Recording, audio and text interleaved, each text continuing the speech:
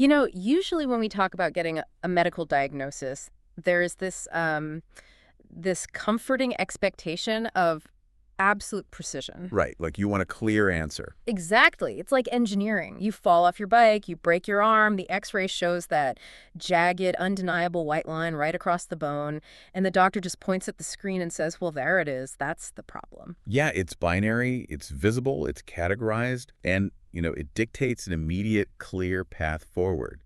We really crave that kind of certainty. We do. Broken or not broken. Sick or healthy. But then you step out of the hospital and into the world of adult language learning. Oh boy, yeah. Specifically, I'm talking about that strange, maddening intermediate plateau, and suddenly that beautiful, precise X-ray machine is completely broken. It just doesn't work anymore. Right.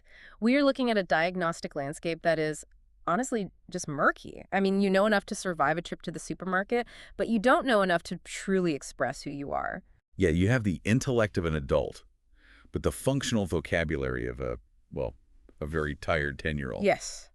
It is so frustrating. It is the absolute definition of diagnostic muddy waters. Linguists and educators actually call it the B1 plateau. Mm, And it is a fascinating psychological space to inhabit. it really is. It's that exact moment where you transition from simply pointing at things and naming them. Like a tourist. Exactly, like a tourist. You transition from that to actually having to explain your internal thoughts, your complex habits, your justifications, your whole reality. You are no longer just surviving the language. You are being asked to live in it. Welcome, everyone, to today's deep dive. We are thrilled to have you here with us because our mission today is highly specific and honestly incredibly exciting if you've ever felt stuck in that linguistic mud. Absolutely. We are going to crack the code of B1 level English, but, and this is a massive, but we are not going to do it by making you memorize dusty old grammar tables. Yeah, well, please no. Right. Or reciting conjugation charts like you're back in middle school. We're going to explore how words and grammar actually live, breathe, and function in the wild. Because knowledge, especially linguistic knowledge, is only valuable when it is deeply understood and practically applied. We aren't just reciting lists today. Right. We assume you already know the basics. What we are doing is building a high-level communication toolkit. We want to move you past the baseline anxiety of, did I use the right tense here? Yeah, that constant second guessing. Exactly. We want to elevate you to the quiet confidence of, I know exactly which word to deploy to control the tone of this conversation. And to build that toolkit, we have pulled together an absolute mountain of incredible sources for you. I mean, think of this as the ultimate cross-referenced blueprint. It's a big stack. It's massive. We've synthesized the official Cambridge English B1 preliminary vocabulary lists, the new 2026 EVSTEP Speaking Topic Guide. Which is fascinating, by the way, because it shows exactly what examiners are looking for right now. Exactly. And we've layered in the structural rules from Destination B1 grammar and vocabulary, the frequency data from the Oxford 3000 list, the theoretical insights on language acquisition from the IELTS workshop. And to top it all off, we've integrated this massive 2,200-word vocabulary breakdown from VUS. Right, which covers everything from the minutia of your morning routine to massive global environmental crises. It is a comprehensively curated stack of information. And what's truly fascinating here, like the real revelation when you look at all these disparate sources laid out together, is that B1 English isn't just a random, chaotic collection of arbitrary words you have to memorize. Right, it's not just a grab bag. No, it is a highly structured, almost architectural map of the human experience. The vocabulary is specifically designed to cover the core pillars of an adult life: who you are, how you navigate your career, how you solve unexpected problems. How you defend your opinions. Yes, and how you interact with the broader physical and digital world around you. Okay, let's unpack this. I want to jump right into the mechanics of how we describe our daily reality. Let's look at the bedrock of conversational English, Okay. how we talk about our routines and our hobbies, and immediately we run into the classic heavyweight title fight of English grammar. I know where you're going. You were talking about the distinction between the present simple and the present continuous. The ultimate battle. And look, I know for anyone who has studied English for more than a month, this sounds basic. Sure. But the Destination B1 source specifically highlights this as the primary hurdle. Why? Because intermediate learners still mess it up when they are under pressure. They do. They really do. They know the rule on paper, but they fail to apply it in the rhythm of natural speech. Because, well, Knowing the definition isn't the same as internalizing the philosophy of the tenses. And yes, English tenses have a philosophy. I love that phrase, the philosophy of the tenses. It's true. The destination B1 source gives us the clear structural rules. The present simple is for habits. The textbook example is, Marcia goes to dance lessons every Saturday. All right. Or I often play football with my friends. Exactly. It is also for permanent situations, like does Dan work at the cinema? Contrast that with the present continuous, which is for things happening right now, in this exact fleeting moment, or for temporary situations, subject, the verb to be, and the ing form of the verb. But see, reading those rules feels like reading stereo instructions. It doesn't tell you why it matters. Let me try this. Go for it. Is it accurate to say that the present simple is essentially like taking a wide-angle photograph of your entire life?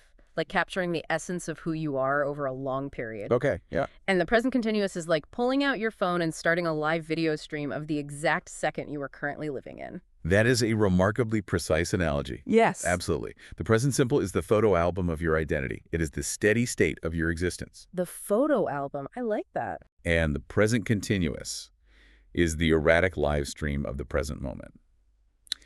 And if we connect this to the bigger picture, say a high-pressure speaking situation like the ones outlined in the EBSTEP 2026 Speaking Guide, Right. understanding that philosophical difference is the very first metric by which you are judged as a competent communicator. Let's look at that EBSTEP guide. The very first two topics examiners use to test you are hobbies and free time and daily routine. They're testing your ability to paint that wide-angle photograph. Exactly. The examiner sits down and asks, what do you usually do in your free time? And right there, the examiner has handed you the key to the lock. Notice the word usually in the question. It's a huge clue. Massive syntactic clue.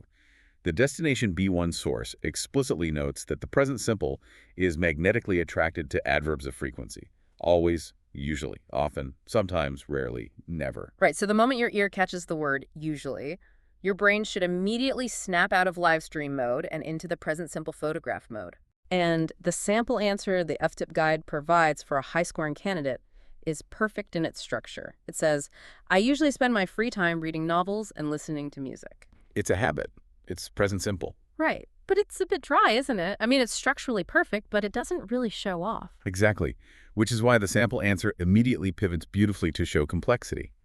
The candidate continues, recently, I've taken up sketching because I want to explore my creative side. Oh, taken up. Now we are talking. That is one of the specific high-value vocabulary targets from the EBSTEP list, right? Yes. To take up a hobby. It is a critical phrase. It doesn't just mean to start an activity. It carries the nuance of adopting a new practice into your routine, of dedicating time to it. Notice how deploying that specific vocabulary elevates the entire tone of the answer. It sounds so much more mature. Right. You aren't just giving the primitive, childlike answer, I started sketching. You're saying, I've taken up sketching. It demonstrates a much richer, more nuanced command of the language. And the EBSTEP list provides a whole arsenal of these targeted terms for this exact topic, right? Things like leisure activities, pastime, unwind, and to be keen on. Yes, those are fantastic tools. I want to pause on the word unwind for a second.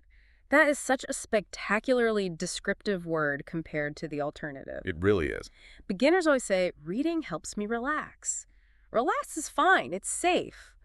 But unwind, that literally gives you the visceral image of a tightly wound metal spring slowly releasing its tension. Oh, that's a great way to visualize it. After a difficult day at the office, I need to unwind.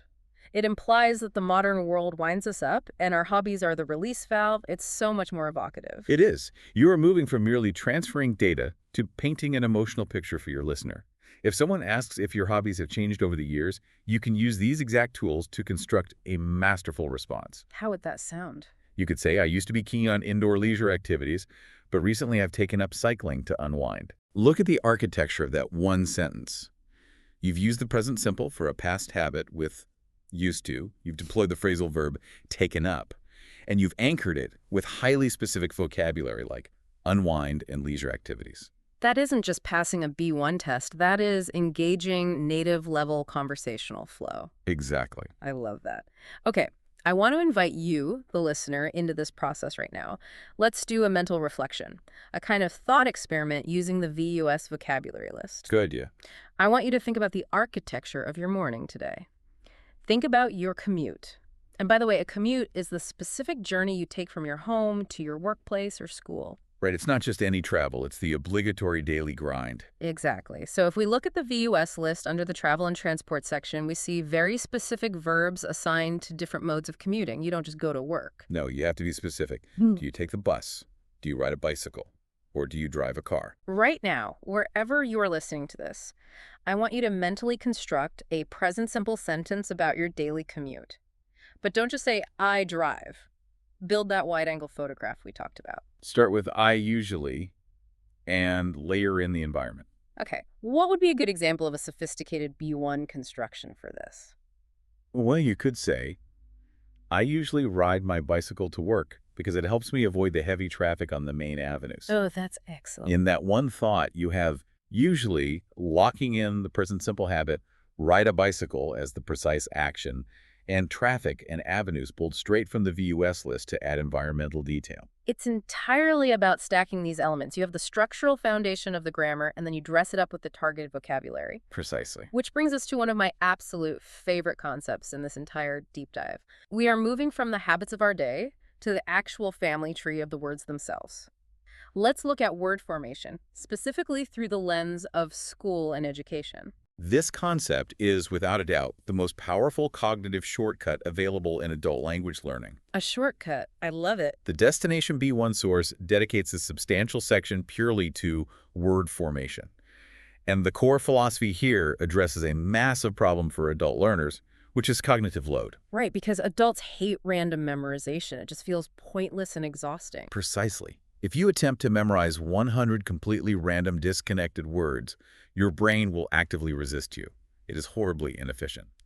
But the concept of word formation teaches us that a single root word isn't just an isolated island. It's not alone. No, it is the head of an entire family. A root word can organically transform into a noun, a verb, an adjective, or an adverb simply by altering its suffix, the ending, or its prefix, the beginning.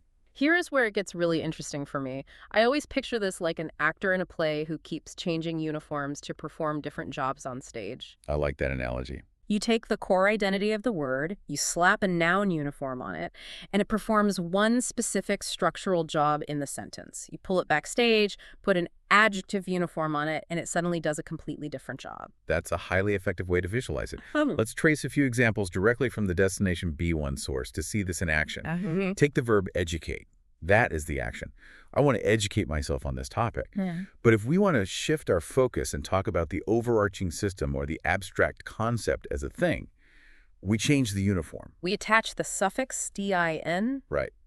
It instantly becomes education, a noun. Education is the foundation of society. Or look at the word begin. That's the verb, the action of starting. I will begin the project. But if you need to talk about the human being who is performing that action, you change the uniform again. You add any-har. And suddenly you have beginner. The source provides a wealth of these transformative pairs. You have brave, which is an adjective describing a trait, add a suffix, and it becomes bravery, the abstract noun. You have instruct, the verb of teaching. Change the uniform, it becomes instructor, the person doing the job. Exactly. You have use, which functions as a verb, but add nous-vl or nslss, and you create the adjectives useful and useless. So why is this such a crucial shortcut? If I'm listening to this right now, why should I dedicate mental energy to understanding word families instead of just learning new words? Because it fundamentally prevents information overload. If you understand how 20 root words operate, and you understand the mechanical rules of prefixes and suffixes, you don't just know 20 words. Right. You instantly have command over 80 to 100 words. You aren't forcing your brain to learn new vocabulary. You're simply learning the wardrobe rules for the vocabulary you already possess. Let's apply this superpower to the VUS and F-step speaking topics regarding school and education. The VUS list throws some heavy B1 nouns at us, words like assignment, attend, essay, diploma, certificate. Let's isolate the word assignment. The root here is the verb assign, which means to allocate a job or a duty to someone. When you attach the Eastman uniform, you create the noun assignment, representing the physical task itself. The professor assigned us a difficult text. It was a challenging assignment. And when you are in a speaking exam, or even just trying to sound intelligent in a meeting, this level of structural precision is a lifesaver. Let's look back at the EVSTEP sample answers. Yeah. An examiner asks a student about their study habits. The student replies, "I really enjoy studying English because it helps me communicate with people from different countries." Communicate is the verb uniform. The noun uniform would be communication. The candidate's sample answer continues. I prefer studying alone because it helps me concentrate better. Concentrate, the verb. The noun is concentration. By internalizing these word families, you are actually building a psychological safety net for yourself during conversations. Yes. The backup parachute. I talk about this all the time. It's so vital. When you are speaking a foreign language, there's always that terrifying moment where you hit a mental wall. You want to use a specific verb, but your brain just freezes. If you know the word family, you don't have to panic. Exactly. If the verb parachute fails, you just pull the cord on the noun parachute and restructure the sentence midair. It is exactly that. Instead of stuttering because you forgot how to say it helps me concentrate, you pivot instantly to that and say it improves my concentration.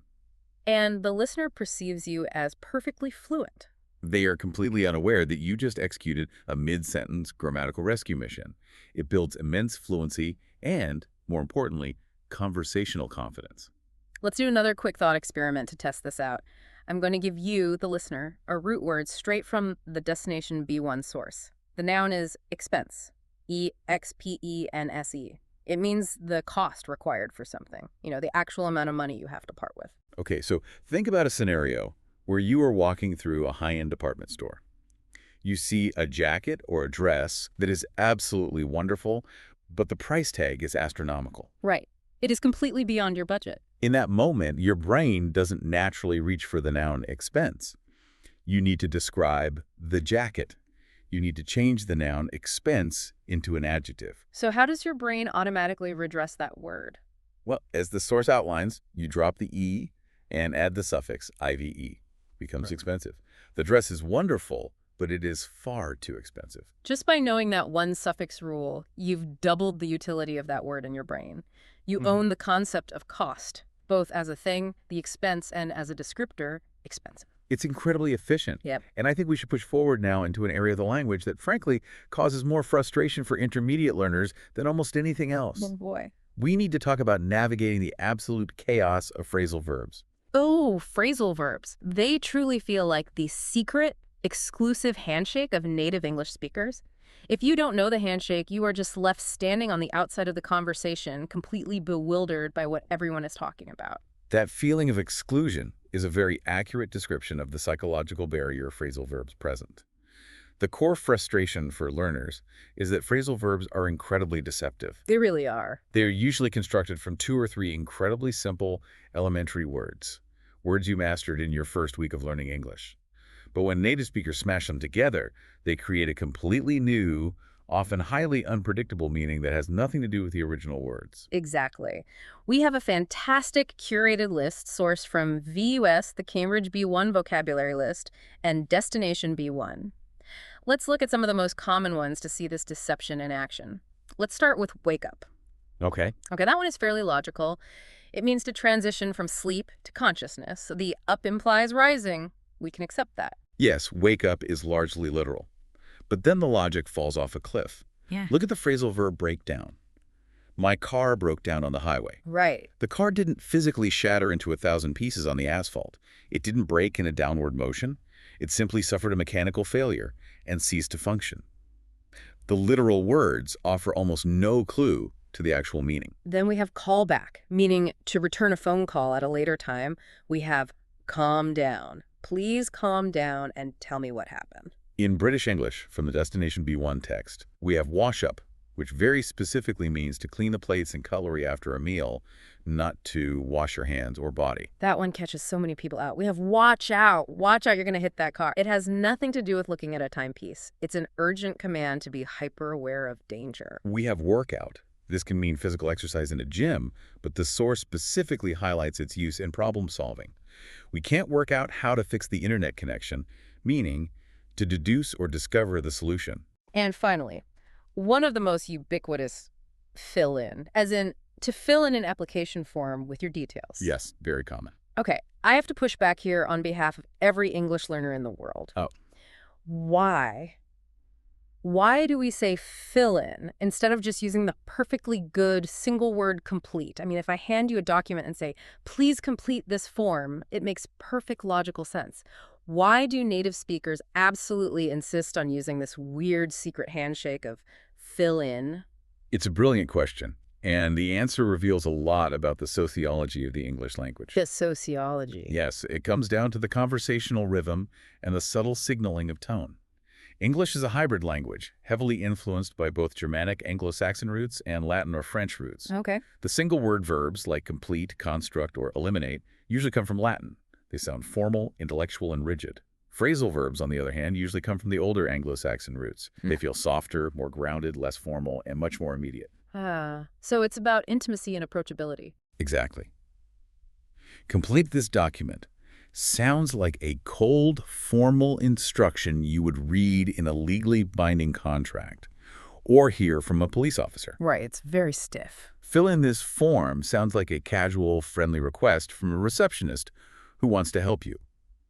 Native speakers naturally, almost unconsciously, gravitate toward phrasal verbs in daily spoken language because it establishes a relatable, non-threatening social tone. That makes so much sense. It's not just about vocabulary, it's about emotional resonance. Let's try to paint a vivid picture to demonstrate just how heavily the daily rhythm of English relies on these phrasal verbs. Okay, let's do it. Let's imagine a truly disastrous cinematic morning commute. I want you to listen to how many phrasal verbs it requires just to accurately describe a terrible morning. Set the scene for us. Okay, you wake up an hour late in an absolute panic because your phone alarm didn't go off. You throw your clothes on, you rush out the door, but halfway down the main avenue, your car suddenly starts making a terrifying grinding noise and completely breaks down. Oh, no. Thick black smoke is pouring out from under the hood. You're standing on the sidewalk coughing and your phone starts ringing. It's your boss. You are far too stressed to explain the situation right now, so you ignore it, knowing you will have to call him back when you have a plan. Naturally. A cyclist almost hits you and screams, "Watch out!" You are hyperventilating on the side of the road, and a very kind older woman walking her dog stops, puts a hand on your shoulder, and tells you to just calm down. Good advice. Eventually, an expensive tow truck arrives, drags your ruined car to the mechanic's garage, and the very first thing the mechanic says to you while handing you a greasy clipboard is, "I need you to fill in this repair authorization form before I touch the car." That is a masterclass in a stressful narrative. Yeah. But it perfectly proves the point about the texture of the language. Let's look at what happens to that exact same story if we banish the phrasal verbs and force you to use formal, single-word equivalents. Okay, how would that sound? The story would sound like this. You see sleeping late. Your automobile experiences rapid mechanical failure. You must return your manager's telephone communication. A passing cyclist urges you to observe your surroundings. A woman instructs you to reduce your emotional distress. The mechanic demands you complete a document. It sounds utterly bizarre. It sounds like an alien trying to blend in, or an emotionless robot filing a police report. It strips all the humanity and urgency out of the story. Precisely. The phrasal verbs are not optional extras. They are the very cartilage that gives spoken English its flexibility and its humanity. They are entirely essential for achieving that comfortable, natural B1 level of everyday communication. Let's reflect on one more scenario to lock this in. Think about being in a busy clothing store. We're drawing from the VUS vocabulary list here. You're standing in the fitting room area. You are holding a jacket that you think might look incredible on you, but you need to test the sizing. You want to physically put the clothing on your body to see how it hangs. Okay, so which specific phrasal verb from our curated list accurately describes this desire to test the clothing? Imagine you are catching the attention of the shop assistant. You hold up the jacket. You say, "Excuse me, can I?" The phrase you need is try on. Can I try on this jacket? I noticed the nuance there. You would never say, "Can I wear this jacket?" because the verb wear implies a permanent state for the day. You wear clothes to work. But try on is the specific, temporary, transactional phrasal verb designed exclusively for the fitting room experience. That understanding of situational nuance provides a perfect transition into our next major focus. We've spent a lot of time on personal routines and casual street interactions, but B1 English also demands that you step into the corporate world. Yes, we need to explore the professional arena, how to navigate work, career trajectories, and complex problem solving. If you want to be taken seriously in a professional environment, the VUS list, specifically topics 7, 38, and 41, is an absolute goldmine. Because when you step out of the cafe and into an office building, your vocabulary has to shift gears. It has to become sharper, more precise, and frankly, more authoritative. Let's establish the baseline vocabulary first. The environment itself is defined by specific nouns. We have the agenda. If you walk into a meeting, someone will ask, what is the first item on the agenda? That is the formalized list of topics to be discussed. You don't just have a chat. You have an appointment, a formally scheduled block of time. Right. And you don't just have a time you'd like to finish, you have a deadline. The absolute, unforgiving final moment something must be submitted. The deadline is approaching fast. And you work within a specific department, a specialized operational section of the broader company. We also have crucial terms defining your employment status. Words like temporary, as in, I'm just doing a temporary data entry job for the summer, or unemployed, describing someone currently without a job and seeking one. We have the dreaded conference call and, of course, the boss. But looking at this list, I want to zero in on a very specific and often confusing social distinction. Let's dissect it. What's the conflict? It's the difference between a colleague and an acquaintance. The VUS list features both, but they are categorized differently. Topic 38 gives us colleague, nestled right in the workplace vocabulary.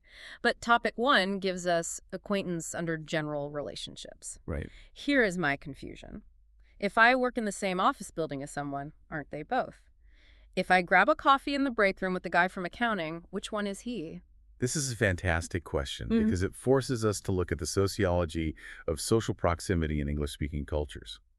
A colleague is fundamentally defined by shared professional geography or shared professional purpose. Okay. It is anyone you work with in your environment or someone in your exact profession. It is a strictly professional boundary term. You share an employer or you share an industry. Okay, so the guy from accounting is definitely a colleague. Yes. An acquaintance, however, operates on a completely different axis. It describes the depth of your personal intimacy with someone, regardless of where you met them. The VUS example for acquaintance clarifies this perfectly. He's not a close friend, just an acquaintance from work. Ah, I see. An acquaintance is someone where you recognize their face, you probably know their first name, you might exchange pleasantries about the weather, but you do not know the deep narrative of their life. You don't know their fears, their family history, or their deep secrets. So essentially, all colleagues are automatically acquaintances, unless they eventually cross the boundary and become actual deep friends. But not all acquaintances are colleagues. I could have an acquaintance from my local gym, or a neighbor I wave to but never actually speak to. Exactly. And at a B1 level, demonstrating that you understand when to use colleague in a formal business meeting versus using acquaintance when describing your social circle to a friend over dinner, that shows a profound understanding of cultural and linguistic nuance. It shows you aren't just translating words, you are translating social hierarchies. This demand for precision becomes absolutely critical when you are forced to describe problems and propose solutions, which is covered in VUS Topic 41. When you are at work and something goes wrong, you cannot just throw your hands up and say, we have a really bad thing happening and we need to fix it fast. You sound like a child. No, professional crises require the armor of professional language. In an office, you don't just talk about a problem, you analyze the problem. To analyze means to systematically deconstruct it to understand its root causes. You look at how this problem might affect the company's bottom line. Affect, the verb, meaning to exert influence over or cause a material change in something. And when you propose a fix, you don't just say, let's try doing it another way. You formally propose an alternative. And when dealing with angry clients or stressed coworkers, you don't just deal with people. You handle difficult situations. Let's synthesize this into a high-stakes, real-world corporate scenario. Imagine you are in a massive, brightly lit boardroom. You are presenting a quarterly financial report to the executive team.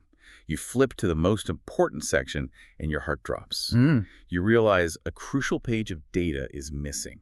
And by missing, we mean completely absent, unable to be found. Right. Absolute panic sets in. The amateur speaker freezes or starts apologizing profusely. But you are equipped with your B1 corporate toolkit. You take a breath and you use the vocabulary to maintain your authority. You don't say, oh no, I lost the paper, what do we do? Right. You look at the executives and you say, It appears a localized section of the data is currently missing. We need to develop a new approach to tackle this issue immediately. That is so smooth. Mm-hmm. An approach is a strategic way of dealing with a situation. An issue is a formalized, professional way of saying problem. You continue. Ah. I will ask a colleague to assist me in retrieving the digital files so we can resolve this before the final deadline. Boom. Boom. You have taken a moment of sheer panic, a moment that could have destroyed your credibility, and you have wrapped it in highly competent, reassuring professional language. You deployed colleague, assist, and deadline. You didn't just survive the mistake, you sounded completely in control of it. That is the magic trick of targeted vocabulary. It literally alters how other human beings perceive your competence in the professional arena. Let's do a quick reflection on corporate terminology for the listener. Imagine a scenario where a large company is facing severe economic headwinds. They are losing money, and they are forced to reduce their workforce. We need a specific phrasal verb from the VUS list to describe this action. The sentence is, the company had to check the 50 workers due to financial problems. We are looking for a term that means to terminate employment specifically because of economic restructuring, not because the individual workers did anything wrong or incompetent. The company had to. Wait. The precise term is layoff. The company had to lay off 50 workers. It is a vital distinction from the word fire. If you are fired, it implies personal fault or misconduct. If you are laid off, it implies systemic economic necessity. Using the wrong term here could accidentally insult someone deeply. All right, let's leave the corporate boardroom behind. We are moving into an area that is arguably much more important for your daily happiness. We are looking at how you express your internal world, feelings, opinions, and the structural logic of linking ideas.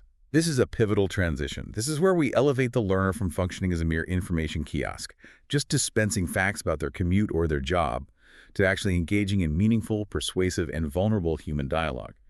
We are leaning heavily on VUS topics 2, 30, and 40 here, alongside the incredibly useful Cambridge list of personal feelings. Let's start with the emotional landscape. If you are stuck at an A2 level, you basically have two crayons to color with, happy and sad. But the B1 vocabulary gives you an entire palette. We aren't just saying surprised. We have amazed, which implies a sense of wonder and disbelief. We aren't just laughing. We have amused, which is a much quieter, more intellectual appreciation of something funny. And the negative spectrum becomes much more precise as well. We have anxious, which isn't just fear, it is a vibrating, forward-looking state of worry about the future. We have ashamed, which is a deep internalized feeling of guilt or embarrassment regarding your own actions. We have awful, which fundamentally escalates bad into something profoundly unpleasant or morally repugnant. And we have upset, which is a brilliantly versatile word for a generalized state of emotional disturbance, whether you are unhappy, deeply disappointed, or quietly worried.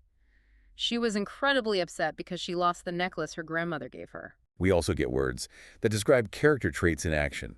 Bossy, describing someone who aggressively dictates orders to everyone around them. Brave, the active demonstration of courage in the face of fear. Confused, the cognitive state of being unable to parse information. And one of my absolute favorites, thrilled. I was thrilled to win the tickets. Thrilled isn't just happy. It has a physical vibration to it. It's an electric excitement. But here is the critical insight for a B1 learner. Possessing a vibrant vocabulary for your feelings and opinions is only half the battle. Being truly well-informed and articulate means you possess the architectural skill to structure those feelings and opinions into a coherent, logical argument. And that requires mastering linking words. The syntactic glue. This is VUS topic 30. Exactly. Linking words are the connective tissue that elevates B1 speaking from a choppy, robotic series of simple sentences into complex, flowing, persuasive thoughts. We are talking about words like actually, therefore, while, and on the other hand. I always explain linking words like this. Imagine you are walking with a friend, and you suddenly come to a fast-moving river. Your thoughts are on one side, and your conclusion is on the other. If you just state two facts, you are essentially demanding that your listener jump across the rushing river on their own, hoping they don't fall in and misunderstand you. Right. It's risky. But using a word like therefore is like physically building a sturdy wooden bridge. You take your listener by the hand and guide them safely from your premise directly to your conclusion. That is a phenomenal visualization of the cognitive process. If you say to me, it was raining heavily, I stayed home. I, as the listener, have to do the mental work of guessing the relationship between those two isolated facts. Did you Oh, stay home because of the rain, or were you planning to stay home anyway? exactly. But if you say, it was raining heavily, therefore I stayed home, you have constructed the bridge of cause and effect. You have taken control of my logic. You are guiding my understanding. Let's apply this bridge building to a classic real-world debate scenario. The IF-STEP Topic 18 and VUS Topic 31 both focus on a very common speaking prompt. Comparing the city versus the countryside, we have a whole arsenal of opinion vocabulary from VUS Topic 40 to deploy here. Words like agree, disagree, complain, concern, convince, logical, oppose. Imagine you are sitting at a dinner party engaging in this debate. Someone has just passionately argued that the city is terrible because it's too expensive. You want to intellectually validate their point, but then smoothly introduce your own counterargument about the benefits of rural life. You can start by saying, I completely agree that the city has an overwhelmingly high cost of living, which is a very valid concern. Stop right there. That is brilliant. You validated them emotionally. You used agree and concern. You've disarmed any hostility. Precisely. Now you build the bridge to your contrasting perspective. You pivot smoothly. On the other hand, the agriculture and open space in the countryside offer a completely different, much slower lifestyle. On the other hand, is the perfect pivot joint. It acts as a polite warning sign to the listener. It says, I acknowledge your reality, but I am now going to show you the opposite side of the coin. And then you bring it home by building your final bridge to the conclusion. Therefore, we must consider all of our personal priorities before deciding where to settle down. I completely agree. On the other hand, therefore, we must consider. If you string those together, you don't just sound like a student passing a test. You sound like a thoughtful, native-level adult structuring a nuanced philosophy of life. It's logical, it flows effortlessly, and it utilizes exact, high-level vocabulary. It undeniably demonstrates that you don't just know English words. You know how to wield them as tools of persuasion. Let's test that wielding power with a mental reflection for the listener. Think back to a time recently when you were in a discussion, maybe online, maybe in person, and someone made an argument that was just completely ridiculous. It made absolutely no sense. Your instinct in a second language is often to just be blunt because you lack nuance. You might just shout, you are wrong, or that is stupid. But we want to use the vocabulary from the VUS list to express a complaint and disagree with sophisticated politeness. Think about how you would use the words logical, disagree, and conclusion to dismantle their argument without insulting their intelligence. Frame the sentence in your head. Masterful B1 response would be, I'm afraid your argument is not very logical, therefore I have to respectfully disagree with your conclusion. It is firm, it is incredibly polite, it uses the therefore bridge perfectly, and it completely shuts down the nonsense. It is a verbal checkmate. It absolutely is. Now, moving forward, we need to descend from the lofty intellectual heights of debate and get back down to the gritty, ground-level reality of daily survival. We need to talk about everyday transactions, navigating shopping, money, and travel. If you are traveling independently in a foreign country, or if you are trying to manage your own finances in an English-speaking environment, this VUS vocabulary pulled from topics 9 and 12 is absolutely non-negotiable. This is your ultimate survival toolkit.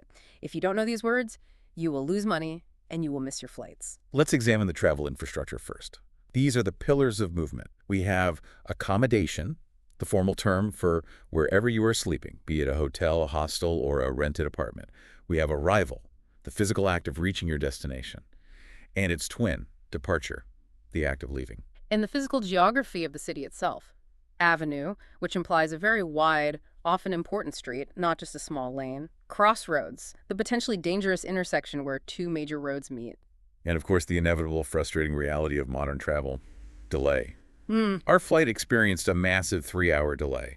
Then we shift to the money and shopping vocabulary. This is where precision literally pays off. We have the crucial verb afford, meaning to possess sufficient financial resources to purchase something.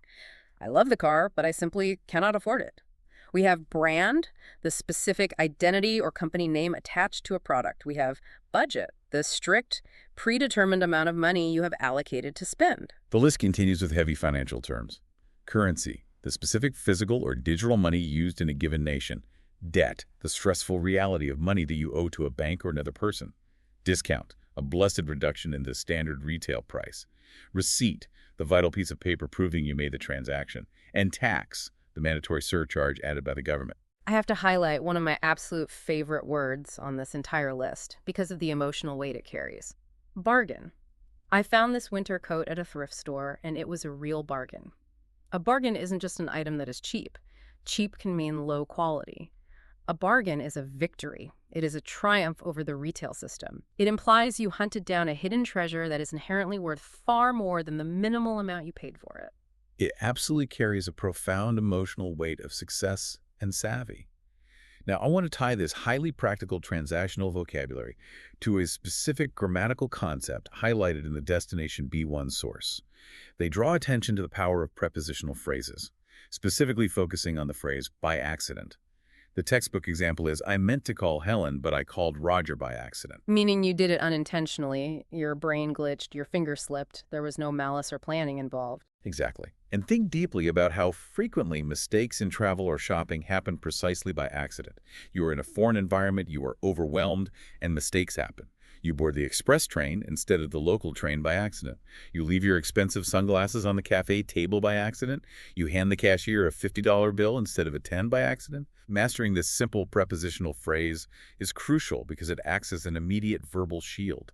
It allows you to quickly explain to an authority figure or a local that your mistake was innocent, not intentional. It diffuses tension instantly. Let's weave all of this into a high-stakes, real-world shopping narrative abroad. Imagine you were walking down a massive, bustling avenue in London or New York. You wander into an incredibly intimidating, multi-level department store. You are browsing the racks, and you find a stunning jacket from a very famous, incredibly expensive designer brand. You fall in love with it immediately. But love isn't enough. You need logistical information before you commit. You approach the impeccably dressed shop assistant and ask, "Excuse me, do you have this specific jacket in stock in a medium?" In stock is the magic phrase. It means they physically have it available in the building right now, hidden in the back room. The assistant disappears, returns with the medium, and you try it on. It fits like a glove. Now the adrenaline hits. You have to negotiate the financial reality. You ask, I notice a sign out front. Is there a promotional discount applied to this item? They check the system and smile. Yes, there is a surprise 20% discount. Your heart leaps. Now you need to finalize the transaction. You ask, are you able to accept payment in my local currency, or do I strictly need to use an international credit card? You swipe the card, you wait for the beep, you make absolutely sure the assistant hands you the receipt for customs, and you walk out onto the avenue feeling like an absolute genius because you secured a massive bargain. It is a perfect retail narrative. But because the universe always demands a balance to your good fortune, you eventually make your way to the airport, look up at the glowing departure screens, and discover that your flight back home has suffered a brutal 4-hour delay before departure. The universe always collects its tax. But that narrative is a perfect encapsulated demonstration of how you must fluidly deploy this specific vocabulary to successfully navigate just one single afternoon in a foreign city. Before we leave the world of transactions, let's do a quick mental check. We are looking at VUS Topic 35, which covers food and restaurants. This is a scenario every traveler faces. Picture yourself sitting at a beautiful table in a busy restaurant. You have just finished a truly delicious multi-course meal. The plates are empty, you are tired, and you're ready to go back to your accommodation. You catch the waiter's eye as they walk past. You need to ask for the document that itemizes exactly what you consumed and dictates how much money you owe. What is the specific noun you use in this moment? In British English, you asked for the bill. Excuse me, could we have the bill, please? If you are in America, you would ask for the check. And it is absolutely vital to understand that if you ask for the receipt at this exact moment, you would be grammatically and procedurally incorrect. The receipt is the proof of purchase they hand you after you have surrendered your money. The bill is the demand for payment. It is a subtle chronological distinction, but using the wrong word marks you immediately as a struggling outsider. We have arrived at our final major area of exploration today. This is where we zoom out. We are stepping away from our personal routines, our office dramas, and our shopping bags, and we are looking at the world at a macro level. We're tackling the environment, weather, and technology. This section is critical, not just for passing a test, but for existing as a functioning citizen in the modern world. Language is not static. It constantly evolves to reflect the zeitgeist, the modern priorities of the culture. To pass a rigorous B1 exam today, like the upcoming EVSTEP 2026 format, or Honestly, just to hold your own in a conversation at a coffee shop, you must possess the vocabulary to articulate your thoughts on global systemic issues. It's unavoidable. You simply cannot steer every conversation back to your hobbies or your commute forever. Eventually, someone is going to mention the bizarre weather we've been having, or complain about their smartphone, or reference a terrifying news article. You have to be ready to engage. We are pulling from VUS Topic 13 for technology and topics 15 and 16 for environment and weather. Let's decode the technology vocabulary first. It dominates our lives. We have account, specifically referring to your digital user profile on a platform. We have app, the ubiquitous abbreviation for a software application. We have attachment, a separate file digitally appended to an email. Broadband, signifying a high-speed, high-capacity internet connection. The verb browse, meaning to casually navigate through websites.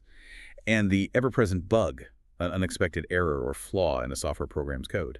And then we pivot to the environment and weather.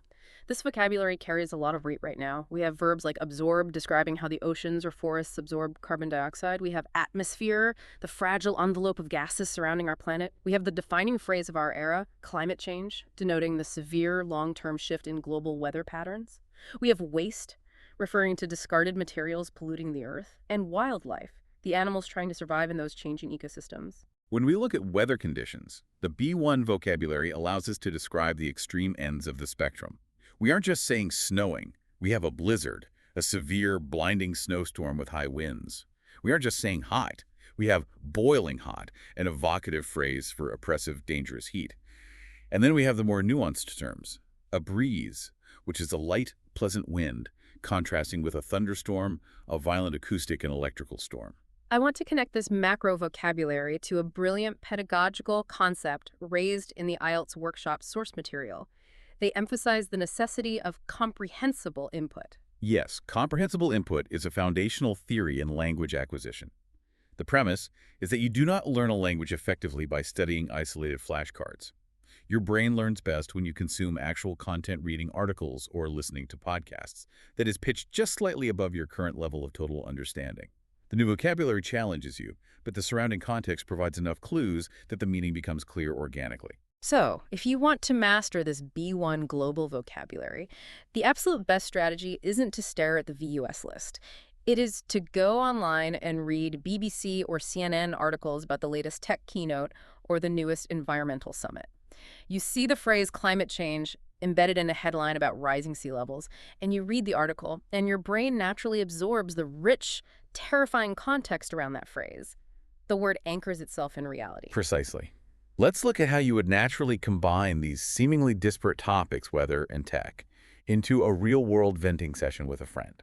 Because that is how we actually use language, to complain about our lives. You might sit down, sigh, and say, I am exhausted. It was absolutely boiling hot yesterday. It hit almost 40 degrees. It feels like a terrifyingly clear sign of climate change fundamentally altering the Earth's atmosphere. Or seamlessly shifting the complaint to the digital realm, you might say. And to make things worse, the new operating system at work has a half-dozen major bugs, and I couldn't even download the crucial email attachment the boss sent because my broadband connection kept mysteriously dropping. You know, it is incredibly funny to me when you look at these two topics, the physical environment and the digital environment, side by side. We are talking about the Earth's atmosphere getting warmer, causing extreme, terrifying weather events. And we are talking about computers malfunctioning and causing us daily stress. Isn't it fascinating how the English language uses the exact same word, frozen, to describe both a life-threatening winter blizzard and a crashed, unresponsive software app on your phone? That is a wonderful, profound linguistic observation. It reveals so much about how human cognition works. As a species, we are still deeply tethered to the physical world, even as we build these abstract digital empires. We constantly map physical weather conditions and natural phenomena onto our digital experiences because our brains require tangible metaphors to understand the abstract. A computer screen becomes unresponsive, so we say it freezes, like ice on a pond. We store our invisible, ethereal data in massive server farms, but we call it the cloud. A controversial video spreads rapidly, and we say it creates a storm of controversy on social media. Or, as we just discussed, an error in complex binary code is referred to as a bug, like a physical insect stuck in the machine. It highlights how deeply intertwined our physical origins and our digital realities have become within the very structure of our language. I love that. Language is just a mirror of how our brains try to make sense of the world. Let's do one final grounding reflection for you listening right now, focusing entirely on your immediate environment. We want to connect the abstract vocabulary back to your physical reality. I want you to literally look out of a window right now, wherever you happen to be. If you are driving, keep your eyes on the road, but observe the sky. Yeah. If you are in a windowless office, close your eyes and imagine the weather outside when you walked in. We want you to practice applying one specific noun or adjective from our weather list to accurately describe the sky, the air, or the temperature in your exact location right this second. Look at the trees. Is there a gentle breeze moving the leaves? Are you sweating because it is boiling hot? Or has the sky turned a bruised dark purple because a severe thunderstorm is rolling in? Don't just think the word. Frame one complete simple sentence in your mind, anchoring it to the present moment. Right now, looking out my window, I can see that where the air today feels. Hmm. By instantly applying the theoretical vocabulary to your immediate visceral physical reality, you create a memory hook. It is the absolute fastest way to anchor a new word in your long-term memory. Okay, let's take a deep breath. We have covered a truly immense, sprawling amount of territory today. We have successfully wrapped up this massive deep dive into the complex architecture of B1 English. And we didn't just skim the surface. We started by examining the very basic blueprints of how we perceive time, untangling the permanent, wide-angle photograph of the present simple from the erratic, immediate live stream of the present continuous. We learned how to manipulate and build out massive word families, transforming root words like actors hastily changing costumes backstage to perform different grammatical roles. We decoded the frustrating secret handshakes of phrasal verbs, surviving that incredibly stressful, disastrous imaginary morning commute. And we practically traveled the world. We navigated tense corporate boardrooms with professional distance, we haggled in department store fitting rooms, and we engaged in sophisticated bridge debates about the rural countryside versus the urban city. And we did it all by deploying highly specific, targeted vocabulary at every single step of the journey. The ultimate goal of this deep dive was never to provide you with an audio dictionary to rotely memorize. That is useless. The goal was to hand you a functional blueprint for being genuinely well-informed, articulate, and persuasive in the messy reality of your actual life. Exactly. I want you to remember that every single time you step through the doors of a department store, every time you struggle to open an email attachment, every time you awkwardly try to discuss the weather with a new acquaintance, you are not just living your life. You are actively stepping into a living, breathing vocabulary exercise. The entire world around you is your classroom, constantly offering you comprehensible input. As we wrap up, I want to leave you with one final, slightly provocative thought to mull over as you go about the rest of your day. It circles all the way back to the transactional vocabulary we discussed earlier in the deep dive. We spent quite a bit of time analyzing the verb afford, primarily looking at it through the strict lens of money, budgets, and shopping. I can't afford that horribly expensive dress, but I want you to think deeply about how language subtly, almost invisibly, shapes our perception of reality and value. This is good. Where are we going with this? Think about it. In English, we instinctively use the exact same rigid, transactional financial vocabulary to talk about our most precious, non-renewable, entirely abstract resource, our time. We sit in a meeting and we say, I simply can't afford to waste any more time on this failing project. Or we apply the concept of financial bankruptcy to existential risk. As a species, we can't afford to ignore the escalating signs of global climate change. Wow, we literally talk about minutes and years as if they are coins in a bank vault. We spend time, we save time, we ask if an experience was worth our time. Precisely. The words we use to manage our bank accounts are the exact same words we use to measure the ultimate value of our fleeting lives and our collective future. We have financialized our existence through our vocabulary. That is heavy. But it's so true. So the provocative question I want to leave you with is this. What other common, seemingly innocent words in your daily B1 vocabulary are secretly directing the course of your life, your relationships, and your priorities? If you consciously change the words you use to describe your reality, do you inherently change the reality you live in? That is a brilliant thought experiment to chew on the next time you use a simple, everyday word. Thank you so much for joining us on this incredibly deep, rewarding journey. Keep noticing the architecture of the words around you. Keep questioning the hidden philosophy of how they work. And most importantly, enjoy the messy, ongoing adventure of living in a new language. We will see you next time on The Deep Dive.